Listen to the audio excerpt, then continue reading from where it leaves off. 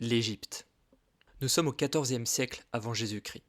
Akhenaton, le tout premier roi monothéiste de l'histoire de l'Égypte, est en pleine réforme religieuse. Partout, il fait effacer l'existence même du culte des anciennes divinités au profit d'un seul, Aton, le dieu solaire. Il y a dans une cellule du palais royal un homme qui s'appelle Mérène. Mérène, c'est l'héritier d'une des plus anciennes familles nobles d'Égypte, et cet héritage, c'est la raison de sa situation actuelle. Depuis des jours, il subit la bonne vieille torture. Pas besoin d'électricité, pas besoin de produits chimiques compliqués. Non, 20, 30, 40, tabassage en règle. Des coups de fouet pour faire bonne mesure et quelques incisions au poignard pour lui rappeler qu'il a un corps de chair et que ce corps est destiné à mourir.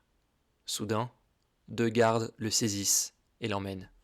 Ils l'emmènent voir le fils autoproclamé d'Aton, l'hérétique Akhenaton. Et le roi lui propose un marché. S'il renie les anciens dieux, il aura la vie sauve. À côté du roi, Aïe, le protecteur de Mérène, lui jette un regard clair. Il doit accepter, et peu importe si son âme est damnée. Alors épuisé, Mérène finit par accepter.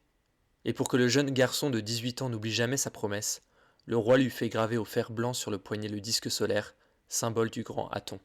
Bien des années plus tard, on retrouve Mérène chez lui en train de jongler.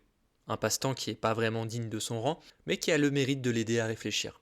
Il a maintenant un fils adoptif, Kaizen, et un petit-fils, Rémi. Et surtout, il a une fonction qui est très importante. Il a les yeux et les oreilles du Dieu vivant. En fait, lorsqu'un assassinat vient troubler le règne du nouveau roi Toutankhamon, qui n'a alors que 14 ans, c'est le rôle de Mérène que d'aller traquer les meurtriers qui troublent l'ordre public des deux royaumes. C'est une sorte d'enquêteur, mais un enquêteur de très haut niveau, avec pratiquement tout pouvoir.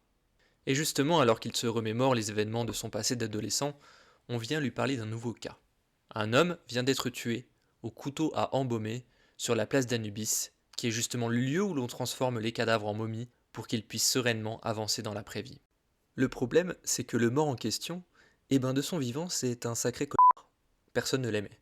Sa femme était jalouse parce qu'il se tapait une prostituée sous son nez, la dite prostituée lui offrait ses faveurs uniquement pour pouvoir recevoir des cadeaux en échange, et quant à ses deux fils, l'un veut récupérer les droits sur la ferme familiale dont il a déjà la charge, et l'autre, c'est un scribe, d'ailleurs comme son père, mais qui est beaucoup trop intelligent pour ne pas un jour ou l'autre vouloir lui voler la vedette. Et peut-être qu'un peu plus vite serait un petit peu mieux. Ou peut-être que l'autre fils, fatigué d'attendre pour la ferme, va préférer une solution plus radicale. À moins que la prostituée ait choisi une solution définitive pour voler à son amant les bijoux qu'il possède. Ou c'est sa femme qui a piqué une énième crise de jalousie et a finalement choisi la vengeance. Pas simple.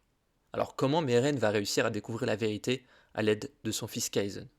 La cour du pharaon est comme un nid de cobras, et elle le regarde.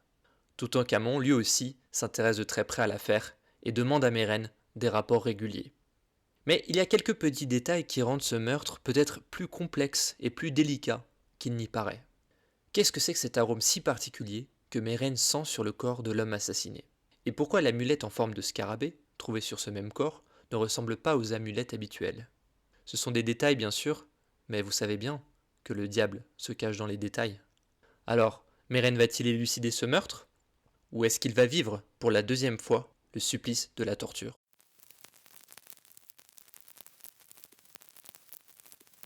Merci à vous d'avoir regardé cette vidéo, pensez à liker, à commenter et à vous abonner à la chaîne. Et si vous voulez en savoir plus, vous trouverez le lien du livre en description. Si vous aimez la SF, j'ai écrit un roman qui est incroyable et que vous pouvez vous procurer sur mon site internet. Le lien est aussi dans la description, tout comme les infos sur le hashtag en début de vidéo. Vous pouvez aussi soutenir mon travail en vous abonnant à mon contenu, là aussi tout est sur le site. Et sur ce, je vous souhaite une très bonne journée, un très bon week-end et je vous dis à vendredi prochain.